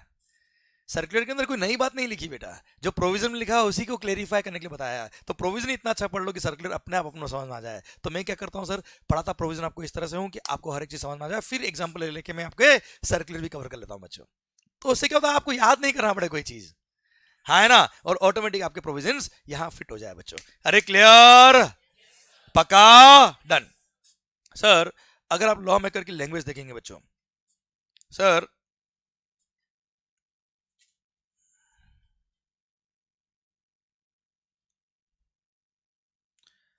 अगर आप लॉ मेकर्स की लैंग्वेज देखेंगे, section number 7 sub section 1 close number double ए, यहां बताया क्या लिखा है, यहां एओपी बीओए का नाम नहीं लिखा बेटा, मैं लैंग्वेज पढ़ता हूं, आप सुनना ध्यान से बेटा। द एक्टिविटीज और ट्रांजेक्शंस बाय अ पर्सन, अच्छा supply includes clause number double A the activities और transactions by a person other than an individual, मतलब इंडिविजुअल के अलावा किसी और पर्सन ने सर्विसेज दी, किसको, टू इट्स मेंबर्स और कॉन्स्टिट्यूएंट्स, अपने मेंबर्स को या उसके कॉन्स्टिट्यूएंट, उसके पार्ट्स को बेटा, क्लियर, और वाइस वर्सा, मतलब मेंबर्स ने क्लब को सर्विस दी एक तरह से, फॉर कैश हो, डेफर्ड पेमेंट हो या अदर वैल्यूएबल कंसिडरेशन बेटा, हाँ है ना, आप कैश पेमेंट करो, डेफर्ड पेमेंट करो बेटा, या कोई भी अदर वैल्यूएबल कंसिडरेशन दो, if it is for a consideration, वो सप्लाई के स्कोप में आएगा बच्चों, हाँ है ना भाई। अब अदर देन इंडिविजुअल मतलब कोई भी पर्सन अदर देन इंडिविजुअल, मतलब एओपी बीओए का ही मतलब था यहाँ पे बेटा, हाँ है ना बेटा, क्यों, क्योंकि डिस्प्यूट उसी में था बच्चों, क्लियर, और फिर एक्सप्लेनेशन ऐड करके बोल दिया क्या, दिमाग खराब मत करना मंगल, किसी भी लॉ में, किसी भी जजमेंट में, किसी भी ऑर्डर में, किसी भी डिक्री में कुछ भी लिखा हो, एओपी बीओए और उसके मेंबर्स दो सेपरेट पर्सन माने जाएंगे, उस सेम पर्सन नहीं माने जाएंगे, ठीक है, ये यहां लिखा है, मैं पढ़ लेता हूं आपके लिए बेटा, ध्यान देना। Explanation, for the purposes of this close it is here bye clarified that not withstanding anything content in any other law, मतलब किसी और, नॉट विथस्टैंडिंग का मतलब क्या है, नॉट विथस्टैंडिंग का मतलब क्या है, किसी भी लॉ में कुछ भी लिखा उससे हमें कंसर्न नहीं है, वी डोंट केयर, कह दिया ना, बस कह दिया, हैशटैग वाइफ, सर सुनना, not withstanding anything content in any other law for the timing in force और एनी जजमेंट और एनी डिक्री और any order of any court, tribunal और अथॉरिटी, किसी भी कोर्ट ने कुछ भी लिखा हो, कोई जजमेंट दिया हो, we don't care, the person and its members or the constituent shall be deemed to be two separate persons and the supply of activities or transactions inter से मतलब आपस में जो ट्रांजेक्शन किए shall be deemed to take place from one such person to other person and वो supply के scope में आएंगे और उस पर जीएसटी लगेगा। समझ में आ रहा कि नहीं आ रहा सर? अच्छा ये जो है ना बेटा ये बेयर एक्ट का लैंग्वेज है बेटा, दीज आर स्टैट्यूटरी प्रोविजंस, हाँ है ना, क्लियर। अच्छा ये यहाँ पे पीछे मैंने जहां सप्लाई का डेफिनेशन खत्म होता है देखिए मैं जस्ट बता रहा हूँ कैसे मैंने प्रोविजन दिया है। सप्लाई का डेफिनेशन शुरू हो रहा है यहां से बेटा, ये मैंने छोटा सा एक ब्रीफ दिया सप्लाई क्या है बेटा। ओके सर, फिर मैंने आपको डेफिनेशन का डायरेक्ट पोर्शन दिया है, क्या दिया बेटा? डायरेक्ट। पर ये डायरेक्ट आप नहीं भी पढ़ेंगे चल जाएगा बच्चों, ठीक है। डायरेक्ट के बाद क्या होता है, एक सप्लाई ने ब्रीफ दे रखा, ठीक है पूरा पढ़ लेंगे फिर समझ में आ जाएगा आपको बेटा। एनालिटिकल डिस्कशन आप शुरू करिएगा हमेशा, ओके। और वहां पे जो एनालिसिस मैंने दे रखे हैं वहां मैं अभी आपको पहले डबल ए बता रहा हूं डायरेक्ट में आपको बेटा, ये रहा क्लोज नंबर डबल है, ठीक है। अभी मैं एक एग्जांपल बता रहा हूं, मैं आपको बताऊंगा बाद में कि आपको बुक से कैसे पढ़ना है बेटा। अभी रुकिए, ये क्लोज नंबर डबल दे रखा बेटा, क्लियर। इसको मैंने अपनी लैंग्वेज में यहाँ पे लिख रखा है। एक बात तो यहाँ पे पॉइंट नंबर 1 में जो मैंने डायरेक्ट में लिखा वही लिखा है बेटा, और फिर अपनी लैंग्वेज में लिखा मेंबरशिप फी वगैरह लिख दिया मैंने यहाँ पे बेटा, हाँ है ना भाई। अच्छा क्लब अगर अपने मेंबर्स को गुड्स बेच रहा है तो सप्लाई ऑफ गुड्स में आएगा बेटा, क्लब अगर मेंबर को सर्विसेज दे रहा है तो सप्लाई ऑफ सर्विस में आएगा बच्चों, क्लियर। फिर इसका जो मैंने जॉइंट वेंचर वाला सर्कुलर आपको बताया था बेटा, अभी बताना भी मैंने आपको जॉइंट वेंचर वाला कैश कॉल याद है, कैश कॉल, क्लियर, वो यहाँ आपको मिल जाएगा। कैश कॉल कैपिटल कॉन्ट्रीब्यूशन याद आया बच्चों आपको, क्लियर। फिर दो मेंबर्स अगर आपस में सर्विसेज दे रहे हैं, सर गुड्स सर्विस और both received by joint venture from its members, आपने मेंबर ने क्लब को सर्विस दी है या क्लब ने मेंबर को सर्विस दी है, क्लियर। वो सप्लाई के स्कोप में तो आएगा ना बच्चों। ये सारे इशू मैंने यहाँ पे कवर कर लिए हैं और यही मैंने यहाँ पे एक एग्जांपल भी दिया, जैसे हमने बताया ना आपको, हम 100 मेंबर्स ने मिलकर क्लब बना दिया बच्चों, क्लियर, और आपस में हमने कॉन्ट्रीब्यूट किया, वो सप्लाई के स्कोप में आएगा कि नहीं आएगा, एक छोटा सा इलस्ट्रेशन बना के मैंने यहाँ पे आपको दे दिया। और कैपिटल कॉन्ट्रीब्यूशन अगर किया है तो उस पर जीएसटी नहीं लगता, that's a pure transaction money बच्चों, हाँ है ना भाई, समझे। तो सर क्या होता है अगर आप बुक की लैंग्वेज याद करने जाए तो कुछ ना होने वाला, अगर आप चीजों को प्रैक्टिकली समझ ले तो सर चीजें अपने आप सोल्व होती जाएगी बेटा, आपको याद नहीं करना पड़ेगा। अभी सर्कुलर जो दे रखा ना बेटा, इसका एक एक वर्ड हमने पढ़ लिया बेटा, समझा आप मेरी बात?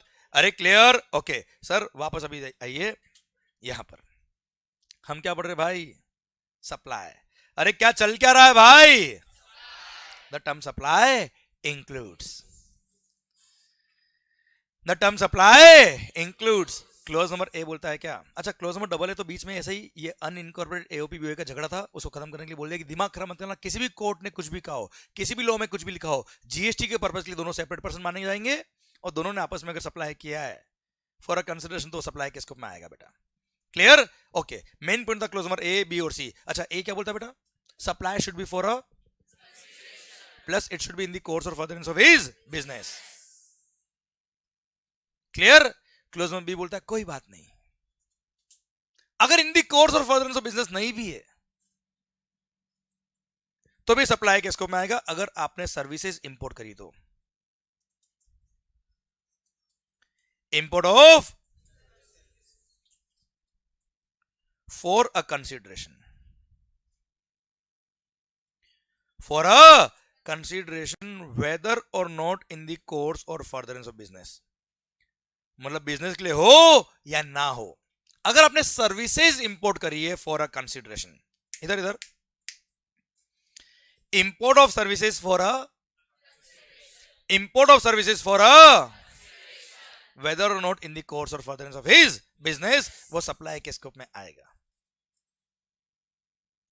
Import of services for a whether और नॉट इन द कोर्स और फर्दरेंस ऑफ बिजनेस, ये सप्लाई के स्कोप में आएगा और जीएसटी लगेगा, but it should be for a, it should be for a, Google पे सर्च किया आपने बेटा, गूगल आउट ऑफ इंडिया की कंपनी बेटा,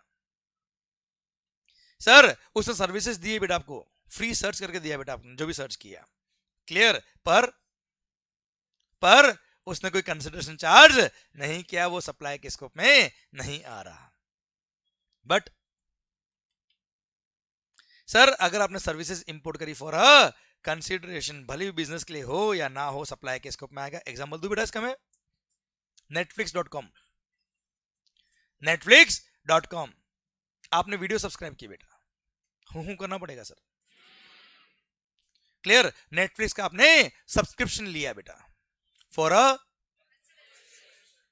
आउट ऑफ इंडिया की कंपनी बेटा। Clear? Service supplier out of India, recipient India में है और प्लेस ऑफ सप्लाई भी इंडिया है। वो इंपोर्ट ऑफ सर्विस क्या होती है वो हम पढ़ेंगे आईजीएसटी एक्ट पढ़ते वक्त बेटा, पर हाँ अभी वो इंपोर्ट ऑफ सर्विस है मान लो बेटा। तो netflix.com की सर्विसेज आपने लिए इंडिया के अंदर बच्चे, that is import of service. Clear? That is for अ, वो सप्लाई के स्कोप में आएगा। क्या आपने वो netflix.com का जो सब्सक्रिप्शन लिया, क्या आपके बिजनेस के लिए लिया आपने? तो भी सप्लाई है बेटा। अगर बिजनेस के लिए होता तो भी सप्लाई होता। इसको बोलते क्या? OIDAR सर्विस, ऑनलाइन इंफॉर्मेशन और डेटाबेस एक्सेस और रिट्रीवल सर्विसेज। ऑनलाइन इंफॉर्मेशन और डेटाबेस एक्सेस और रिट्रीवल सर्विसेज आगे आएगा, पढ़ेंगे डिटेल में, बस नॉलेज के लिए बताया मैंने आपको। हाँ ना, Netflix is the best example. आप चाहे सर गूगल पे एड कर रहे हो बेटा, होता ना Google ad, Facebook advertisement, Insta ad, हाँ है ना भाई, होता ना पेड प्रमोशन बेटा। क्लियर? मान लो कंपनी आउट ऑफ इंडिया है बेटा, ऑनलाइन इंफॉर्मेशन और डेटाबेस एक्सेस और रिट्रीवल सर्विसेज में ये भी आता है एडवर्टाइजिंग ओवर द इंटरनेट या क्लाउड सर्विसेज, हाँ है ना भाई, होता ना। अगर आपको सर एक्स्ट्रा क्लाउड सर्विसेज आपको स्टोरेज के लिए चाहिए तो आपको पेमेंट करना पड़ेगा बेटा। गूगल ड्राइव पे लेक्चर हम शेयर करते हैं बेटा, तो पेड ड्राइव हमने ले रखी बेटा, पेड स्टोरेज कैपेसिटी ले रखा हमने गूगल का। क्लियर? वो क्या है सर? OIDR service. तो सर हमने भले ही बिजनेस के लिए ली हो या आपने netflix.com भले नॉन बिजनेस के लिए ली, वो भी सप्लाई के स्कोप में आएगा if it is for a consideration. Import of services for a, import of services for a whether और नॉट इन द कोर्स और फर्दरेंस ऑफ बिजनेस, ये सप्लाई के स्कोप में आएगा और उस पर जीएसटी लगेगा। आया मजा? आइए सर। अच्छा क्लोज नंबर ए बोलता है क्या? कंसिडरेशन भी होना चाहिए प्लस इन द कोर्स और फर्दरेंस ऑफ बिजनेस भी होना चाहिए। क्लोज नंबर बी बोलता है क्या? कंसिडरेशन होना चाहिए, बिजनेस के लिए है या नहीं है कोई फर्क नहीं पड़ता। क्लोज नंबर सी बोलता है चिंता मत कर, अगर कंसिडरेशन नहीं भी है तो भी सप्लाई है। क्या बोलता मालिक? कंसिडरेशन नहीं भी है तो भी सप्लाई है, अगर वो ट्रांजेक्शन शेड्यूल नंबर 1 में कवर है। कहां कवर है sir? At present in the schedule number 1 there are 4 transactions, और वो 4 ट्रांजेक्शंस ऑल्दो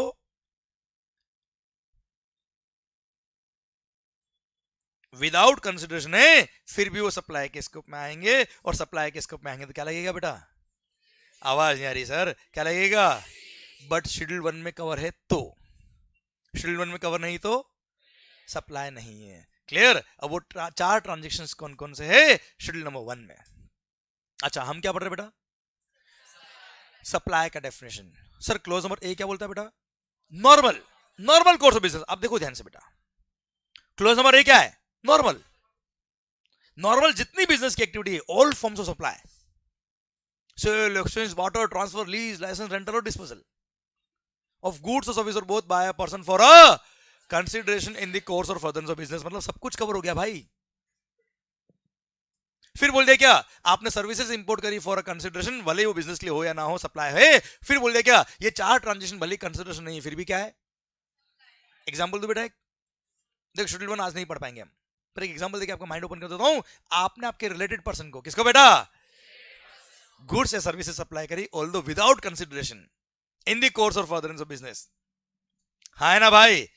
भले ही वहां पे कंसिडरेशन नहीं है, फिर भी क्या है, वो सप्लाई के स्कोप में आएगा बेटा। क्लियर? क्योंकि आपने अपने रिलेटेड पर्सन को सप्लाई किया विदाउट कंसिडरेशन, फिर भी वो सप्लाई के स्कोप में आएगा बच्चों। हाँ है ना मालिक? क्लियर? समझे मेरी बात? ये एक एग्जांपल दिया आपका माइंड ओपन करने के लिए। इस तरह के कुछ 4 ट्रांजेक्शंस वहां लिखे हैं सर, जहां पे लॉजिकली कंसिडरेशन नहीं है, फिर भी वो सप्लाई के स्कोप में आएगा बच्चों, और सप्लाई के स्कोप में आएगा तो जीएसटी लगेगा। क्लियर? डन। तो सरकार, वक्त होता है समाप्त। पर सर ध्यान देना, मैं आपको बुक से बताता हूं कि आपको क्या पढ़ के आना है बेटा। इधर ध्यान, मैंने कुछ पॉइंट बीच में से नहीं पढ़ा है, वो नहीं पढ़ने में मैं बता देता हूं आपको क्या पढ़ना और क्या नहीं पढ़ना। आपको आज शुरू करना चैप्टर नंबर 2 से बेटा। अच्छा, चैप्टर नंबर 1 में कौन कौन से टैक्सेस सब्स्यूम हुए मैंने बता दिया बेटा आपको। क्लियर? चैप्टर नंबर 1 में मैंने बताया था कल आपको क्या डेफिनेशन नहीं पढ़नी बेटा, बाकी रीड करोगे चल जाएगा बेटा। अच्छा, चैप्टर 2 जहां शुरू हो रहा है बच्चों, चैप्टर 2 जहां शुरू हो रहा है वहां से शुरू करना बेटा आपको। ठीक है? ये यूनियन टेरिटरीज मैंने बता रखा बेटा आपको। यूनियन टेरिटरी में क्या क्या था बेटा? Andaman Nicobar island, Lakshadweep, Dadra and Nagar Haveli and Daman and Diu, sir Ladakh, Chandigarh and other territory.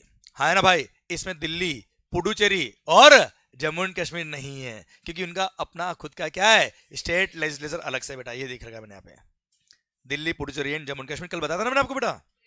Clear? इसलिए उसको यूनियन टेरिटरी नहीं मानते, उसको स्टेट मानते बेटा। याद आया बच्चों आपको? क्लियर? ठीक सर। फिर अब देखो, यहां शुरू हो रहा सेक्शन नंबर 9। ये सेक्शन नंबर 9 का डायरेक्ट पोर्शन दे रखा है बच्चों, स्टैट्यूटरी प्रोविजंस। ये आप नहीं भी रेफर करेंगे चल जाएगा बच्चों, ऑल्दो मैंने पढ़ा दिया सब कुछ। क्लियर? पर नहीं भी रेफर करेंगे अभी चल जाएगा बच्चों। क्लियर? नहीं देखना आपको, आप डायरेक्ट शुरू करिएगा analytical view of the topic से बेटा। ओके, ये आप पढ़ेंगे।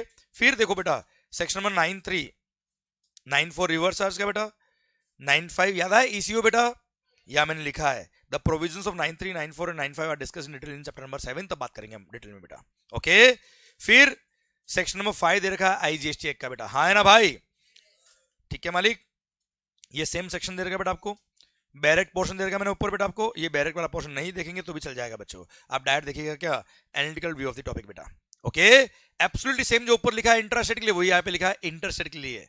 ओके, और डिफरेंस क्या है, वहां मैक्सिमम रेट 20% होता है, यहाँ पे कितना होगा बेटा, 40%। और यहाँ पे इंपोर्ट ऑफ गुड्स पे कस्टम के साथ में आईजीएसटी भी लगता है बेटा, बस और कुछ एक्स्ट्रा नहीं है बेटा। ओके, फिर ये शुरू हुआ क्या, सप्लाई का डेफिनेशन। हाँ है ना मालिक?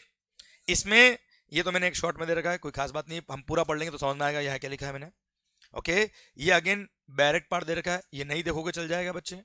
Okay sir, analytical view of topic में आप जाएंगे जैसे ही यहाँ पे, सर एक मिनट, आप सबसे पहले इस फर्स्ट पॉइंट को लिख दो, पी फॉर पेंडिंग लिखो आप। मतलब आपको अभी नहीं पढ़ना, मैं पढ़ाऊंगा आपको सर। ओके, इसमें लिखा है क्या, गुड्स का डेफिनेशन और सर्विस का डेफिनेशन, पर मैंने आपको अभी तक नहीं पढ़ाया। ध्यान रखना बेटा, मैंने गुड्स और सर्विस का डेफिनेशन नहीं पढ़ाया है। ये डेफिनेशन ऑफ गुड्स और सर्विस को और डिटेल में बता रखा है पे बेटा। ठीक है, नहीं पढ़ाया है मैंने आपको, जब वक्त आएगा तब बात करेंगे, अभी नहीं। ठीक है? अच्छा, मेरे को कौन सा टॉपिक कब पढ़ाना ना सर, मेरे को बहुत अच्छी क्लैरिटी है सर। मेरे को पता है मेरे को कब पढ़ाना है, क्या पढ़ाना है, कैसे कनेक्ट होगा, क्लियर, मैं उसी हिसाब से पढ़ाऊंगा तो मजा आ जाएगा आपको सर। ओके, ये मैंने पढ़ा दिया सर, आपको याद है फॉर अ कंसिडरेशन, याद है बच्चों, वो सारे एग्जांपल जो मैंने आपको पढ़ाया है, क्लियर, वो सब आपको यहाँ मिल जाएंगे बच्चों। ये सेल, ट्रांसफर, बार्टर, एक्सचेंज याद है बच्चों आपको, analysis of the term consideration याद है बच्चों आपको, क्लियर। फिर मैंने आपको यहाँ पर वो याद है नाम आपका लिखा था मंदिर, नहीं याद है बेटा, क्लियर, बिजनेस का नाम लिखा तो सप्लाई के स्कोप में आएगा, नहीं तो सप्लाई के स्कोप में नहीं आएगा, वो सर्कुलर ये रहा बच्चों।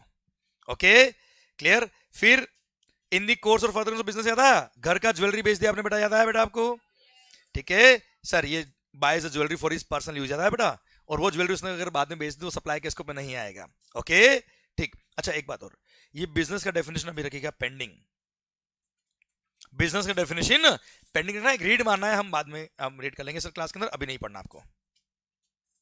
ओके सर, ये इलस्ट्रेशन भी आप रखना पेंडिंग, बिजनेस की डेफिनेशन के जस्ट बाद में। ओके ठीक है सर, ये मैंने बता दिया आपको सर, ये हो गया, ये क्लोज नंबर डबल ए मैंने बता दिया आपको बेटा, ये क्लोज नंबर डबल ए का जॉइंट वेंचर वाला सर्कुलर मैंने आपको बताया बच्चों, और हाँ है ना भाई, ये इलस्ट्रेशन फॉर उसी के बेस पे जो मैंने एग्जांपल दिया आपको। ओके, ये इंपोर्ट ऑफ सर्विस अभी लास्ट में पढ़ा हमने बेटा, ये नेटफ्लिक्स का मैंने एग्जांपल भी दे रखा बेटा, सब्सक्राइब ऑनलाइन वीडियोस बेटा। ओके, ये एग्जांपल दे दिया मैंने आपको। ओके मालिक, फिर ये आपका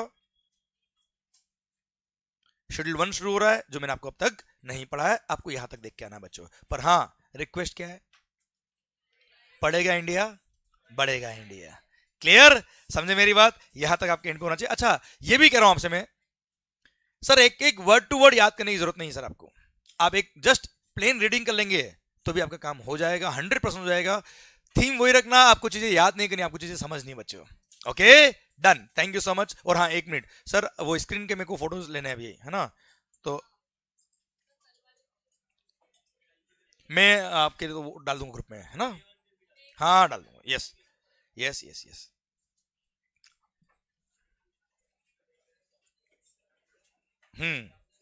आज हमने शुरू किया यहां से बेटा, हाँ क्या बोल रहा बेटा, एक मिनट, कल क्या है, सैटरडे, परसों क्या है, बस आपकी जिंदगी हमारी जिंदगी यही निकलेगी पूरी बेटा, ध्यान रखना। ओके, कल का टाइम क्या बेटा, ध्यान रखना आपको, 7 से 2:30। ओके, आराम से आना, सो के आना बेटा ना, बाकी सोने का मौका मैं याद दूंगा नहीं आपको, ध्यान रखना। Okay thank you so much, मिलते हैं ब्रेक के बाद। पर हाँ जो वीडियो क्लास में, और आपका डाउट एक मिनट रुकिएगा, जो वीडियो क्लास में please have a click of this slides, और आपके लिए मैं ग्रुप में डाल दूंगा बेटा ये।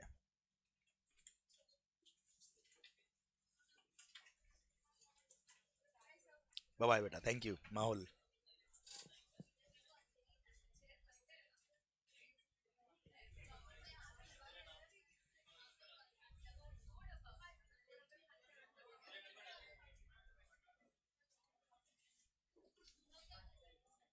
डॉन के केस में कौन लायबल याद है बच्चों आपको,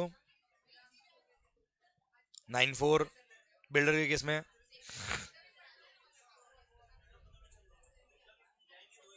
9-5, ओला वाला केस बेटा,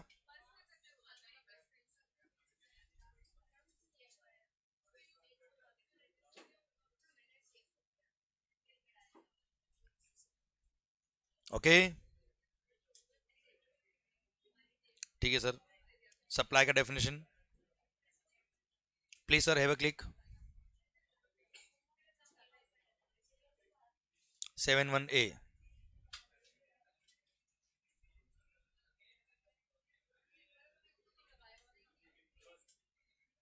ओके